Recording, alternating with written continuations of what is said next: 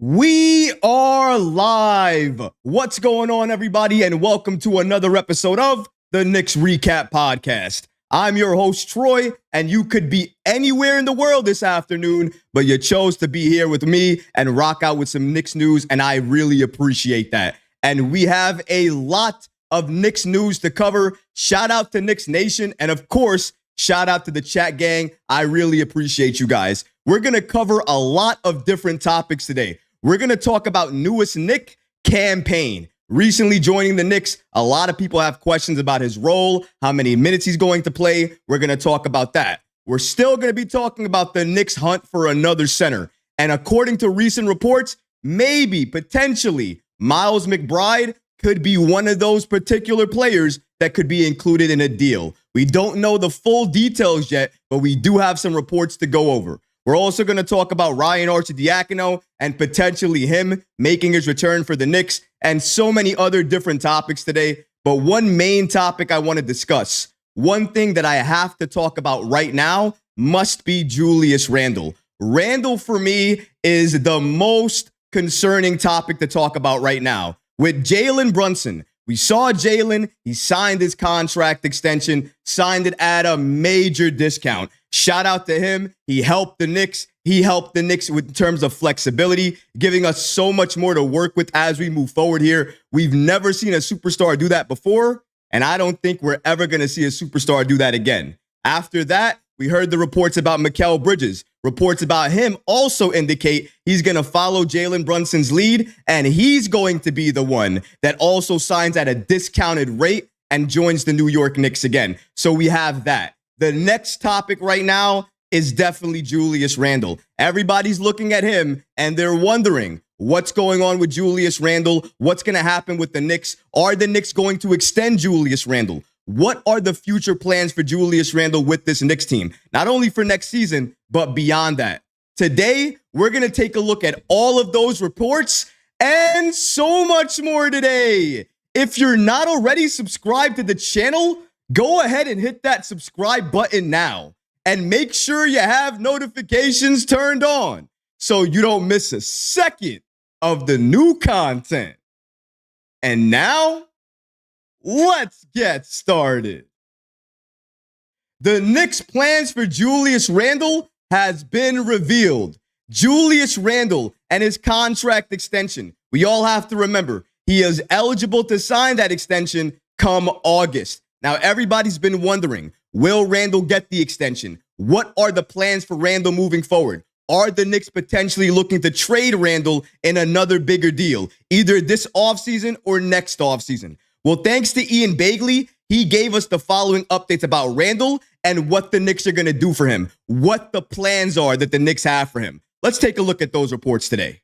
Shout out to Begley. He states the following about Randle. According to him, he is excited about this Knicks team and believes they can make a run. He's looking forward to being back healthy with this group. He thinks that things can be special with Mikal Bridges. Also, his rehab from shoulder surgery is going incredibly well at the moment. Randle is eligible for an extension starting August 3rd.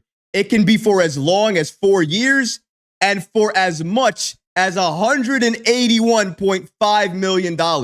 But here's where things get interesting. And I bet nobody thought I was going to say these words. But shout out to Ian Begley for giving us the following report here. Extension talks aren't at the forefront for either the Knicks or Randle. Let me give that to you again. Randle and the Knicks, both of them, they're not pushing to talk about this right now. They're not pushing to talk about the extension at this point in time. Why could that be? Why? Because everybody knows the Knicks have an agenda right now. They have to do these things in order. And right now, the main focus for them is getting a backup center. Maybe a starting center if they can pull that off, but getting that backup center. Everybody knows that, including Julius Randle. And hear this little part here from Ian Begley. Regarding a potential trade of Randle, if the Knicks do it in the offseason and it doesn't work out, they will be second-guessed over the decision. Fans and media will wonder what the team would have looked like with Randle on the roster. That is a very fair point. And here's the thing. Trading Julius Randle right now makes no sense. The man is coming off an injury. Why would you trade somebody when their value is at its lowest point? He didn't play in the postseason.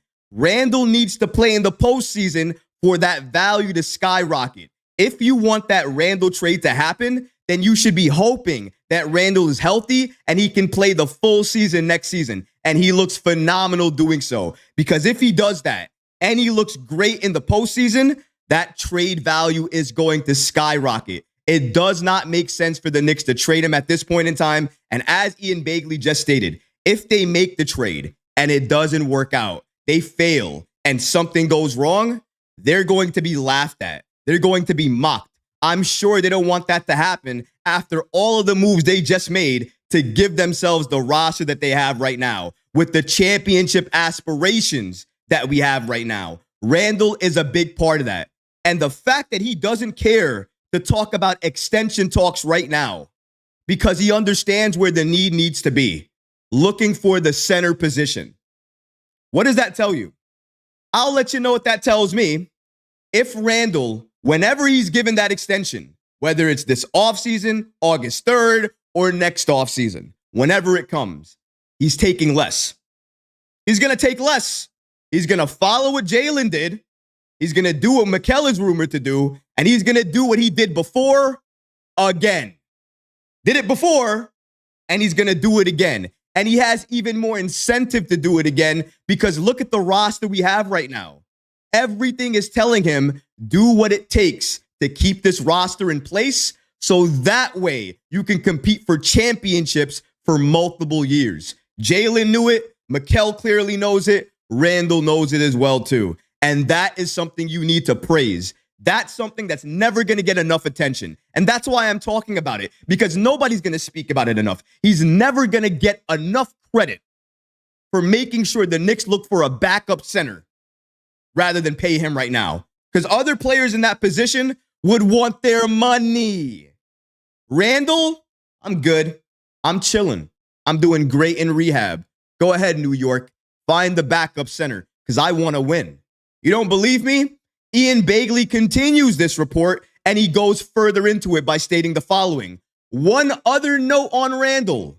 He knows what winning in New York means. That's the first line of the entire thing. He knows what winning in New York means. How many other people know what it means to win in New York? How many other people care? Not a lot. Your three-time All-Star in Julius Randle, he does. But no, he won't get enough credit for it. Go ahead, kill him in the comments. Go ahead, he doesn't do enough. Go ahead, doesn't understand his role, even though everybody remembers, including myself, how January looked like. And I'm not saying January means that that's how they're going to look for the entire year. But January is a sample size of what they could look like. And if you're going to ignore that, then you're doing a wrong and an injustice to that team you saw in January as well, too. And this team is better now because they have Mikal. But whatever, let's continue here and go into this Begley report. According to Begley, it's part of the reason he signed here in 2019. Randall sees this group as having a chance to get it done and wants it badly. That's partially why an extension isn't at the forefront for Randall right now. He understands the importance of adding a backup center to this Knicks roster. And he knows how important it is for team president Leon Rose and for his front office to spend their time finding that backup big and building the best possible roster. If the Knicks have success this season, everything surrounding Randall's next contract will work itself out. What a guy. What a guy. I know I need my money. I know August 3rd is approaching. But I want to win. I want to win badly. I want to win so badly that I don't want you to think about my extension. I want you to go out there and get the center. Get that player that we need to help us go over the top, to make us be a championship contender. That's what Randall wants. That's what Leon wants. That's what this front office wants. Everybody's aware of that, and that's what he wants to do. We're talking about sacrifice. We're giving Jalen Brunson all of the praise that he rightfully deserves. But if we're going to do that, let's do it for Julius Randle as well, too. Doesn't have to do this, but wants to do this because he understands the time to win is right now. Winning a title in New York, breaking the drought, 50 plus years, that's what he wants to do. That's his motivation. How can you hate on that? How can you not praise this man? Give him credit. And he looks good in the rehab, looking amazing, probably better than on schedule to get back for training camp and then go beyond that. Probably going to start the preseason for us if things continue to go this way. This is what I'm talking about. Randall is a physical specimen, a beast, and he wants to be here in New York. Not a lot of three-time All-Stars want to do that and want to talk about money another day. Not many. Let's continue here. On Randall, though, because you know with me, I got to keep it fair. I talk about both sides. I love Julius Randle. I think what he means to his organization and his impact cannot be replicated. You can't trade it away. That's why the Knicks have to be careful with trading Randle. But is the possibility that they could trade Randle in the future there? It could be. According to Begley, on Randle, some in the organization believe that Randle can fit well with this group and think that Randall's play in January after the OG Anunoby trade supports that point. That really is my exact point. That's what I believe. But look at this next point here. Others in the Knicks organization are concerned about Randle going into this pivotal season with free agency looming and the challenges that may present. In addition, some decision makers, aren't as bullish about the general fit of the current group. So what does that mean? What does that basically mean? It means exactly how the Knicks fan base feels. You know how some people in the fan base loves Julius Randle, wants to keep him here, and some in the fan base don't want to keep him here, wants to trade him away? That's essentially what the Knicks front office is basically doing here. Some people, maybe even a lot of people, love Julius Randle. And maybe some decision makers maybe want to see him go to a different team, what this team can look like without him, what potentially a trade for Randle could look like. But even though that's the case, here's where all of that stuff about trading Randle goes down the drain. You know who his biggest supporters in the Knicks are? Nobody important. Gerson Rosas, Worldwide Wes, Leon Rose.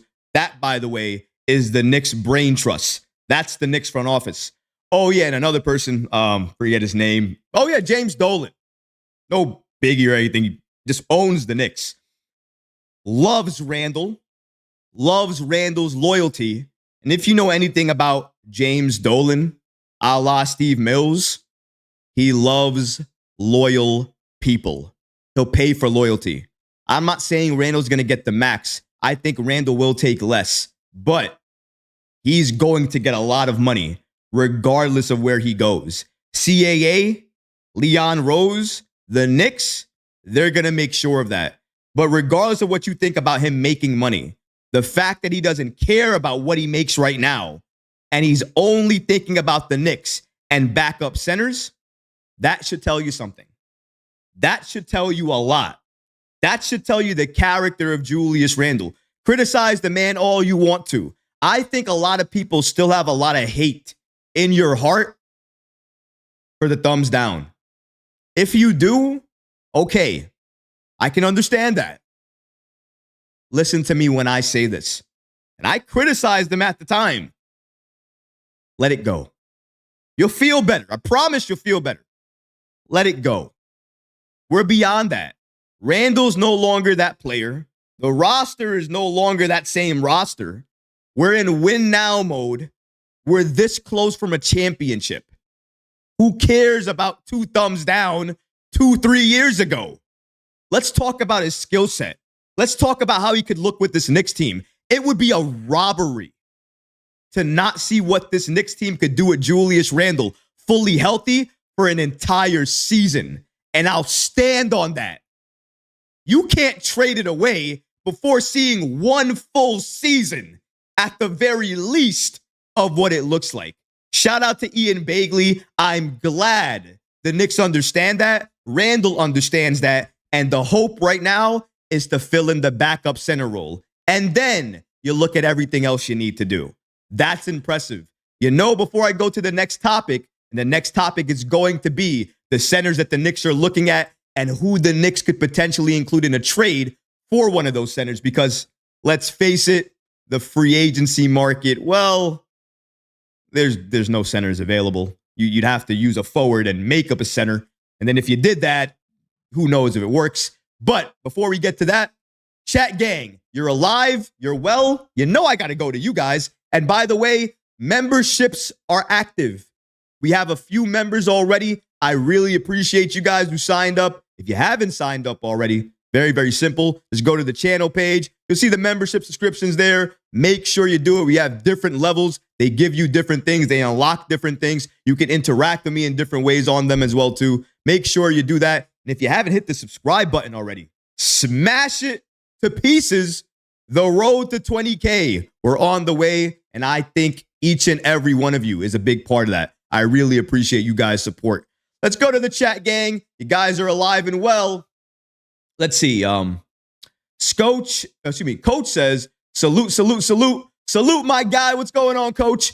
Bryant says, let the Randall hate go. That's what I'm trying to say. Lion says, Randall's I don't know what that means. Maybe write that again. Jake says, fans that are against Randall, stop it and move on. Don't even talk about it. It's old news at this point because you're not acknowledging what Randall is doing now. You're not. You're not acknowledging the factor, the force he could be. He's never had a team like this around him. Look at the roster he has around him right now. Jalen, Mikal, and OG. He's never played with talent like that. He's by far the number 2 on this team. We've never seen Randall in this situation. Let's see it play out. Let's let it all go. You'll feel better. I promise you'll feel better. One more comment. We're going to go to Susan, and then we're going to go to the next topic. Susan, shout out to you. Great video. Julius is very important to this team. He's an excellent rebounder on the defensive boards, and we need that. Shout out to you, Susan. I love seeing more women inside the chat. It humbles my heart. It means that I'm growing the audience in a way that I enjoy. Because, you know, I love my guys, but I like to grow the female audience as well, too. So I appreciate you being here, Susan. And thank you for those kind comments. I do agree. Randall is an important part to this entire piece. He's a core part. Anunoby already signed. Jalen signed at a major discount. Reports about Mikal Bridges, he will sign at a major discount following his good buddy in Jalen Brunson. And if everything's going this way, I think it's safe to say at this point, your last core piece in Julius Randle, he will be that last player that also says, I'll do it again. I'll take less. I'll take a lot, but it's still going to be less in the grand scheme of things and stay with New York. I think that's what's going to happen. And if it does, a lot of people are going to have to show Randall respect because, again, just like Jalen, they don't have to do that.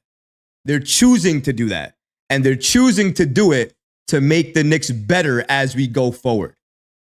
How can you hate on that?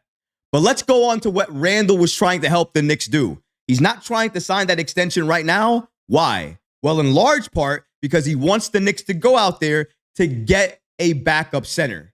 The problem is they cannot look at the free agent market. The only player that's left there really that they could basically convert into a center is Precious Achiuwa.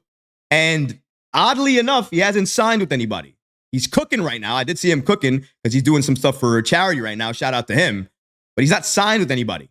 And apparently a lot of different teams have interest in Achiuwa, but no signing. That is a little bit curious and interesting, again, because the Knicks hasn't done anything yet. Now, maybe they've told him at the end of the day, we're looking to sign and trade you, and it's going to give you a lot more money than any other team would give you. Maybe him knowing that and hearing that, maybe that's why he hasn't done anything. I don't know. That part is just speculation. What's not speculation, though, is Ian Begley's report here regarding the Knicks and what they're trying to do in regarding to upgrade that center position. They need to make a trade. That's the only way to upgrade that position, even for a backup.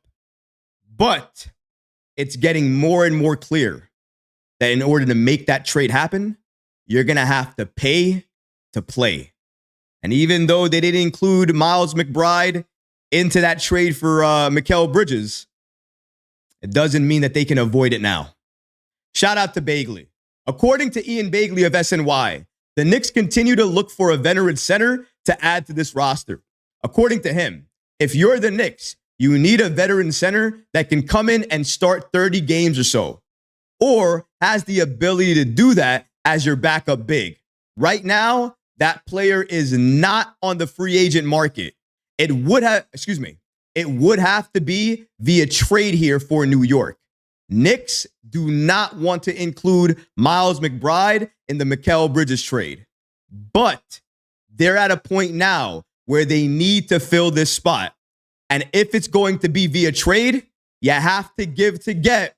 It makes you wonder a little bit about a McBride or who else would have to go out in a potential trade.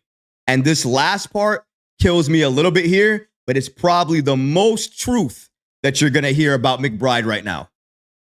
I think McBride would be at the center of what teams would want for a backup big. So let's slow that down real quick.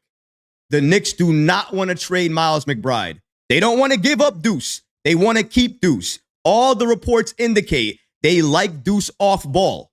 That's what the reports indicate. He can also play a little bit of point guard as well, too, and they like having the ability to switch. So that's why they want to keep Deuce. But they also want to have a backup center. They know that position is in need right now for them at the highest degree. It's top priority. They need it. So they may not want to trade Deuce. But if you go out there and you talk to teams, maybe like Nick Richards with the Charlotte Hornets or other teams around the league, maybe you want to start a conversation with Detroit for maybe even Jalen Duran or Isaiah Stewart.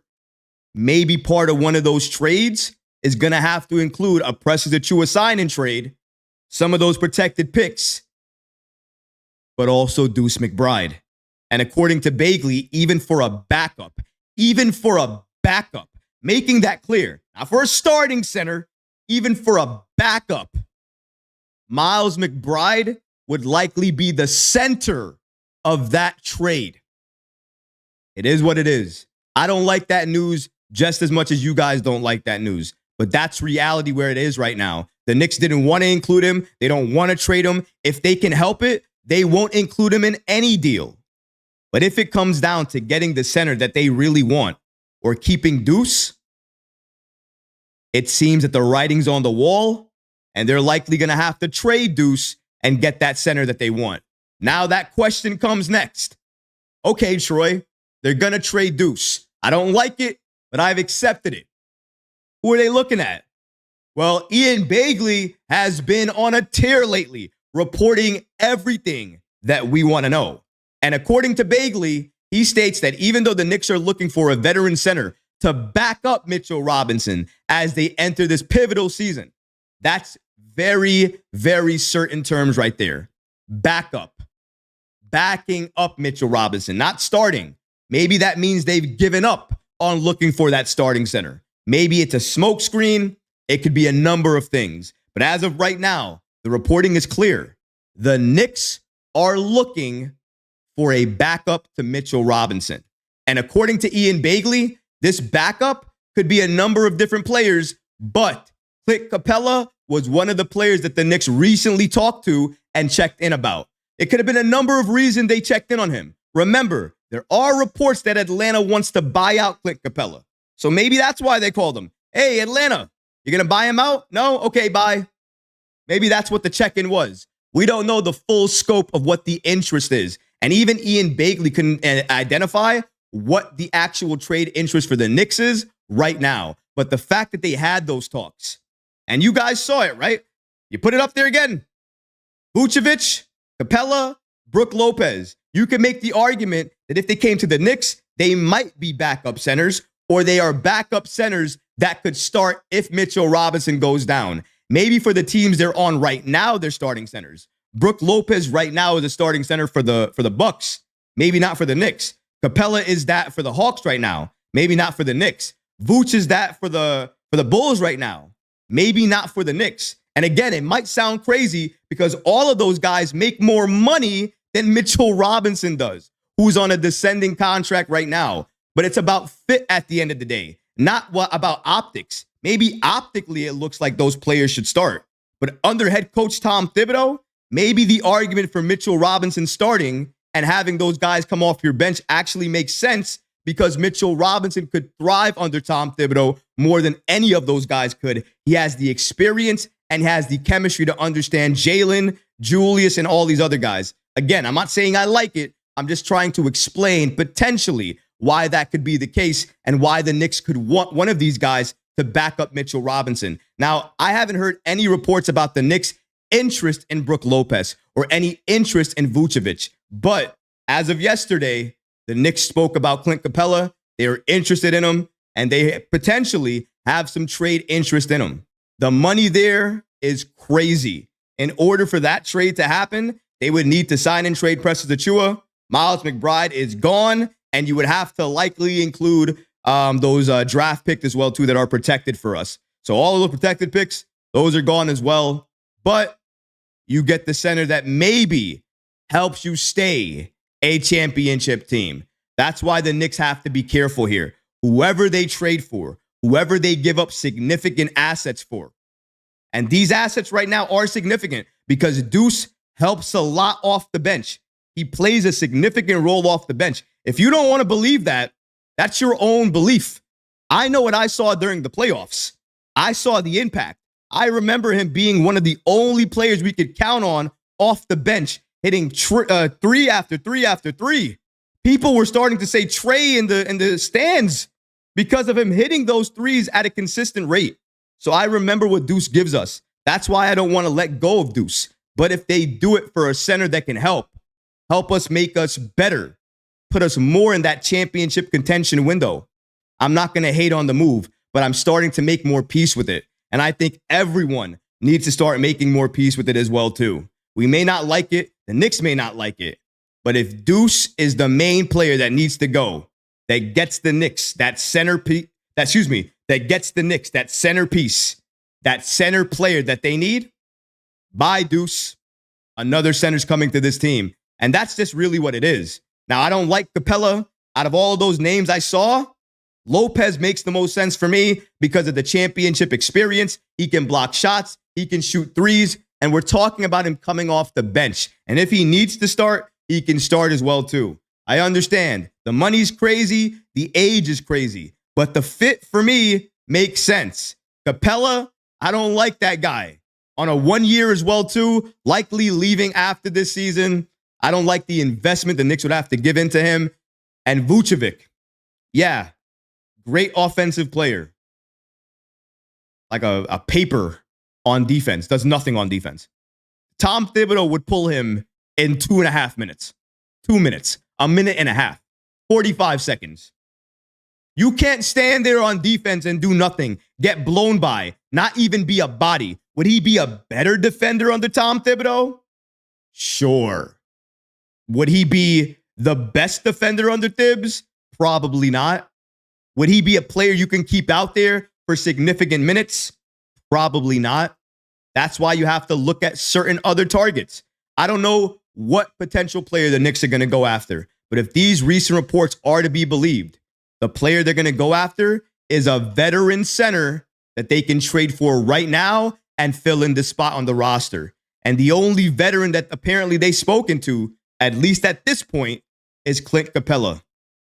I don't want him, but that's where we are right now. And the Knicks apparently are fine running out that twin tower duo of Mitchell Robinson and Capella if that's the way the trade breaks down and it occurs that way. We're going to see what happens, but Leon Rose, something's cooking for him. He's working something out right now. Again, there is a reason Achiuwa was not signed. There is a reason the Knicks have been looking at this center in Walker Kessler, this center in Jalen Duran, this center in Sengun, this center and this center, and all of these new centers, and now veteran centers.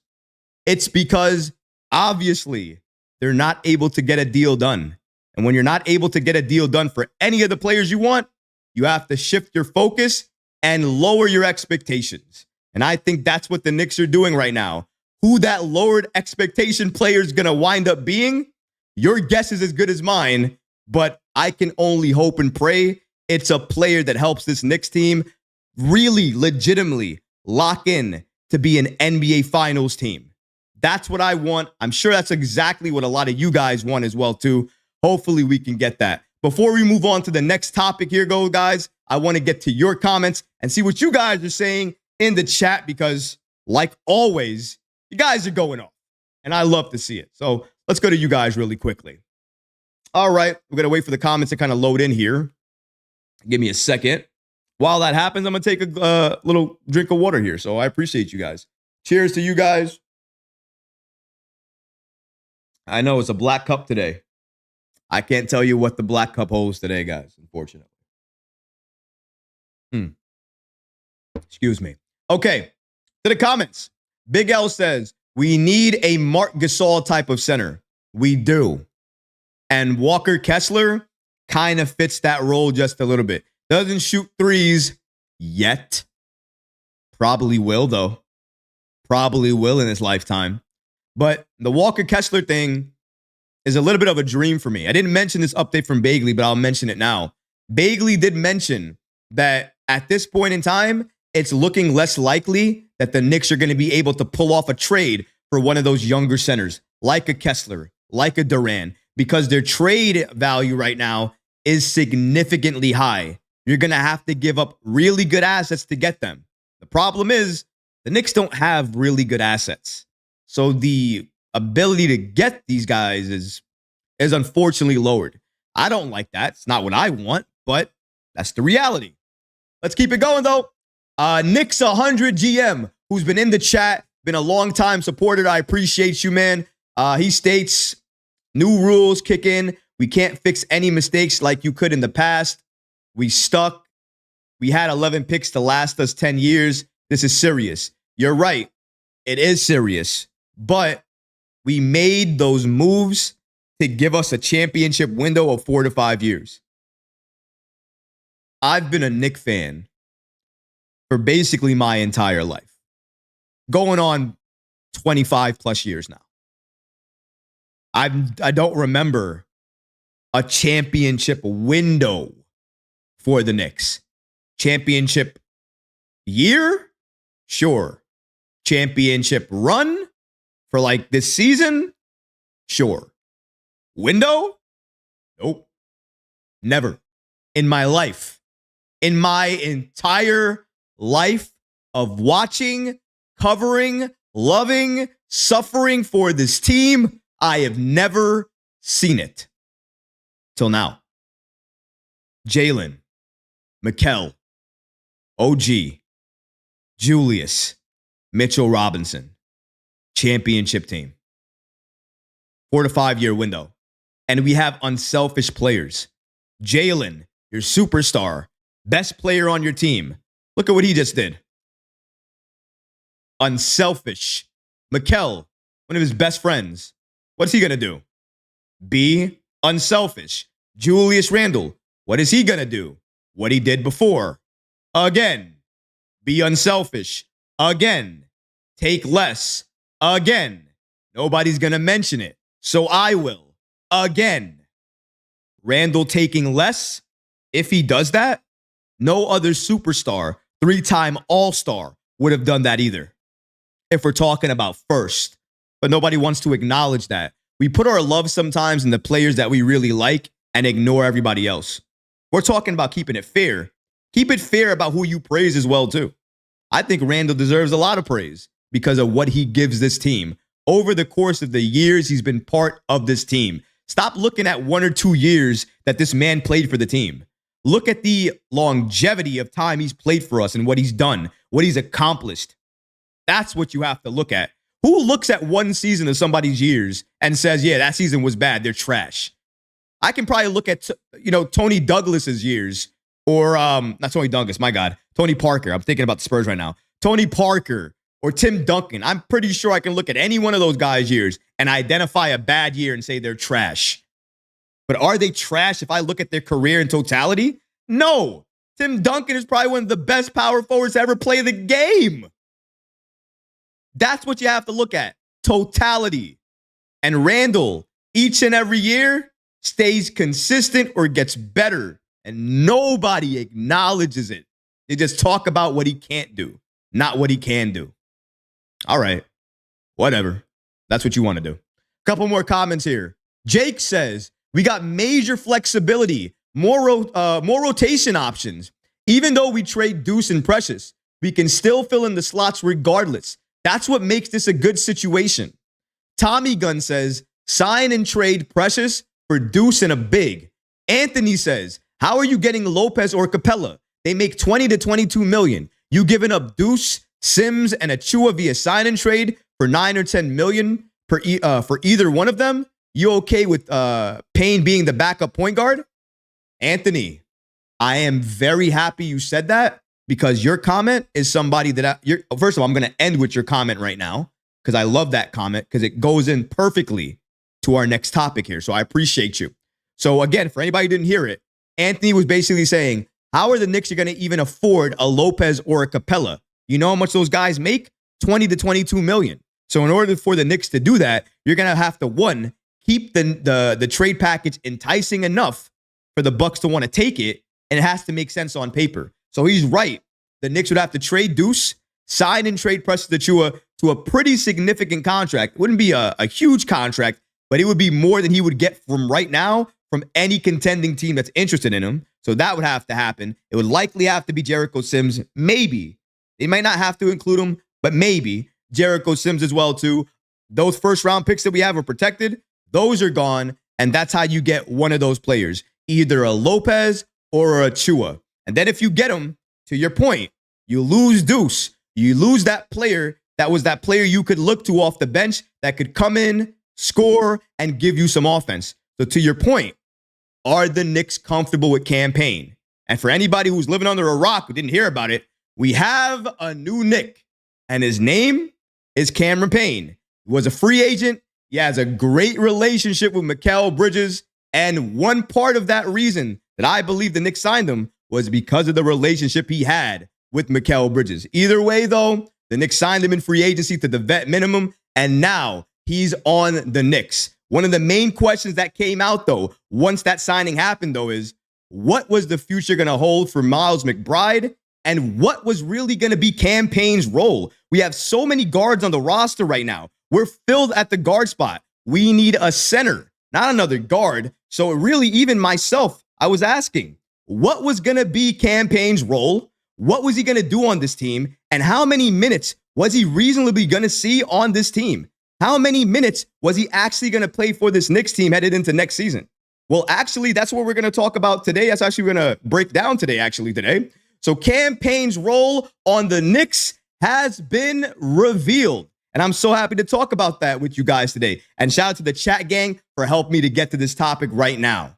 With the Knicks, they have Cam Payne. He is a guard, a veteran guard. We know how Tom Thibodeau feels about the vets. And even though Miles McBride isn't quote unquote a vet, he hasn't played in this league as long as Cam Payne has. And that's going to go a long way. Cam Payne, he also has playoff experience. He has chemistry and relationships with core guys on this team. If you take all of those things into consideration, it's no reason why they signed him. And they signed him not to just have him on the bench to be a cheerleader, be the new T.O. Pinson. That's not why they signed him. According to Ian Begley, they signed him to have a significant role on the bench, and he's going to play significant minutes. Let's break down this latest report from Begley. According to Begley, he states on Cam Payne's role and potential minutes he'll play for New York. I think he's going to get significant minutes in that second unit with the Knicks. Be the floor leader for that bench unit, which we would assume would include Josh Hart, Dante DiVincenzo, maybe Miles McBride. He will get consistent minutes. I don't think he would have come here without the idea of getting minutes. Begley states this, though. I haven't heard that specifically, but it would surprise me because I'm sure he had several suitors out there on the open market. So that's something very interesting to note from Begley. And I agree with him. There is no reason at all for a veteran like him to join the Knicks, even if you have championship aspirations. There's no reason to join the Knicks if you're not going to see the floor, if you're not going to play significant minutes. You need to do that. That's why you want to play for any contending team. You don't want to sit on the bench and just ride it out. You want to play, especially somebody like Cam Payne. And Cam Payne under head coach Tom Thibodeau, his defense, the way he can steal the ball, he can shoot the three ball very well. He can shoot the three ball very well too. You put all those things together, that's a guard you want on your bench, and that's a guard that can do well under Tom Thibodeau. And if Thibs is comfortable with giving him significant minutes off the bench and having him run the offense basically off the bench, then that's another significant point here I think we have to mention that could indicate that Deuce McBride is going to be traded and he's going to be gone from this team. Don't want that to happen, but given this report we just heard, if he's going to get significant minutes, the next question you have to ask yourself is, where are those minutes going to come from? Look at the roster we have already. You got Cam Payne there. You have Dante there. You have Josh Hart there. I don't know who they're going to sign in terms of another backup. If they sign Precious, you have Precious there. You have Sims there. Maybe you can run a Cam Payne, Miles McBride, and then play Dante at the 3, Josh at the 4, and then run a Sims out there or a Chua out there, or whatever you want to do. But again, that would mean Tom Thibodeau expands his rotation. Is he expanding his rotation? I'm thinking 9 or 10 guys at most. If that's the case, a starter is always going to be put in there with the bench unit. So maybe you don't need that 4 because the 4 is going to be OG, or it's going to be Mikal, or it's going to be Randall. So that's going to be your 4 off the bench, and then whoever the backup big is. Achua, somebody they trade for, Jericho Sims, but that could potentially be the roster that you have there. And that's something to think about because Cam Payne, for whatever you want to say, maybe not a starting type of caliber point guard at this point of his career, but in terms of being a backup, he can be a very good backup, quality backup, allow Jalen Brunson to rest on the bench type of backup. And the Knicks have been looking for that. Even though Deuce could potentially give you that, he can play some point guard. He's not really a point guard. He's more of a 2 guard. The Knicks really need another player that can play point guard. That's more of their traditional role. Cam Payne can do that, and he can pass very well as well, too. He can get others involved. I think the writing is on the wall here after this report. I don't know if the Knicks have a ton of faith, as much faith that they have in Miles McBride and Cam Payne. But the fact that they are comfortable with giving Cam Payne significant minutes off the bench, having him be the leader of the floor off the bench for that bench unit says a lot. It means a lot. It also means a lot that Begley stated he would not have come here if he wasn't promised at some point in time that he was going to play significant minutes. I don't know what significant minutes off the bench for Thibs is. I'm guessing anywhere upwards from 19 to 20 minutes per game. I think that's the amount of time he's going to see. If that's the case, I don't think Deuce is going to be here any longer. I think Deuce is going to be traded. He is going to be out of here in a trade for some type of center, probably a backup center. And then once we get that happening, that's going to be the last move the Knicks do. And then they're going to settle on their roster, make smaller additions, smaller moves for these role players, just filling out the roster, making sure they have enough players. Once that happens, we're going to know who the core players are. Right now, we know who the core is, but we're trying to figure out who the backup's going to be and who the backup point guard really is going to be. Is it going to be Cam Payne? Is it going to be a combination of Cam Payne and Deuce McBride? Or is Deuce going to be out of here? Everything is pointing at the fact right now that the only way the Knicks can get that starting center or backup center is via trade. You have to give to get. The only thing the Knicks have to give away right now is a Chua on a sign-in trade, Deuce McBride, the Jericho Sims, these protected picks. That's it. We have nothing else. And that's what it's going to take to get another backup big, and likely what the Knicks are going to give up to get that backup big. And Cam Payne going to be the backup behind Jalen Brunson off the bench. That was shocking to me right there. I don't know about you guys, We're going to go to the comments in a second, but I was shocked by that. We had so many guards. We saw what Deuce McBride did last year in the postseason. We saw him go off, had a breakout year. I thought without question that it was his job to lose, and going into training camp that maybe Payne could fight him for it. But that was Deuce's job. He's more than earned it. But after hearing that report, it looks like Deuce is going to be on the move. The Knicks have a lot of faith in Payne. They trust him. He's going to be the vet off the bench. You need vets in this league to win championships. I'll give you that. But still a shocking report nonetheless. But let's go to the chat gang and see what you guys think about Miles McBride potentially being on the move. And of course, Payne potentially now getting significant minutes off the bench for the Knicks next season. Let's see what the chat gang has to say. Nelson says, we have about 2 weeks away from Julius Randle being eligible for a contract extension. That's true. I don't think the Knicks are going to give him that contract extension because it makes more sense for them to wait and see what he can do after injury, what he does in the postseason, and how he performs after all of these things happen. And then you pay him at that point in time. Paying him now really doesn't make sense. Though some people will try to sell me that the reason they would pay him now is to get him for a cheaper amount than they would get him at, basically next year if they waited. I understand that, but I don't think the Knicks are going to take that risk. They did it already. I don't think they're going to do it again. And I don't think Randall wants them to do it again. Randall in a contract year is near unstoppable. Selfishly, in a way, I really want them to not give Randall that contract extension so we can see him go off next season, because that's exactly what's going to happen, him being in a contract year. Let's keep it going. David says, let's talk about the difference of having Randall going against the Pacers. We'd have wiped the floor with them were Randall available. David is not wrong at all. If anybody's asking my gear, my hats, you can get this on the YouTube community shop. All you have to do is go on the channel on YouTube. You scroll, you see store, you see this hat and a lot of other different things as well too. So definitely get your gear there. It helps to support the show. But going back to what you said, David, yeah, I agree with you 100%. Randall on this team against the Pacers, we're dominating them. Probably win the series 4-3, 4-1, 4-2 if I'm being nice.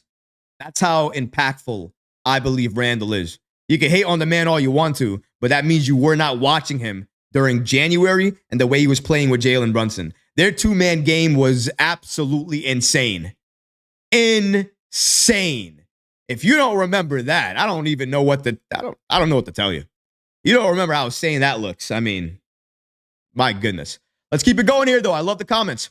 Magnum says, of course, Payne is proven backup point guard. Deuce, it's hard to argue that he's even a point guard, and we need a floor general at the backup. And that comment right there is probably the sentiment that a lot of people within the Knicks organization had. And that's why they added Payne, because you need a vet. Because sometimes if you have nowhere else to go, you're going to turn to your vet. You're going to lean on your vets. The Knicks didn't have that off the bench last year. They really didn't. This year, with Payne, they're going to have it. And if you have players like that, you need to make time for them. You need to get them experience and chemistry with the roster that they have and the roster that they're eventually going to play with come the postseason. So that means you have to make room. If you only play 9 or 10 people already, you're not going to expand that. That's something else to consider. And then you consider all the reports out there about the Knicks wanting to trade for a center. Everything, and I mean everything, is pointing to the fact that this trade is going to happen and Deuce McBride is going to be right at the center. I don't like it. Clearly, a lot of you guys don't like it.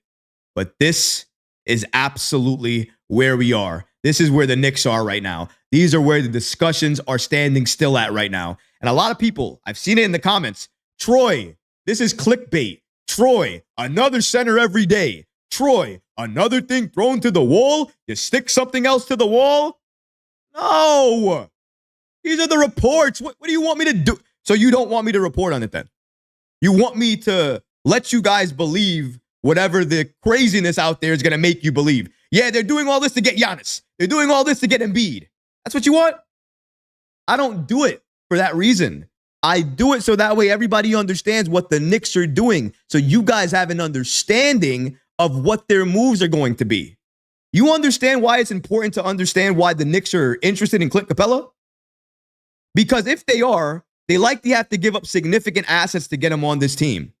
That means they're okay with giving up significant assets, either Deuce or Mitchell Robinson. Before, maybe a week ago, we thought that. We didn't know that. But now we can infer that because of the reports coming out. That's why it's important. That's why we have to talk about it.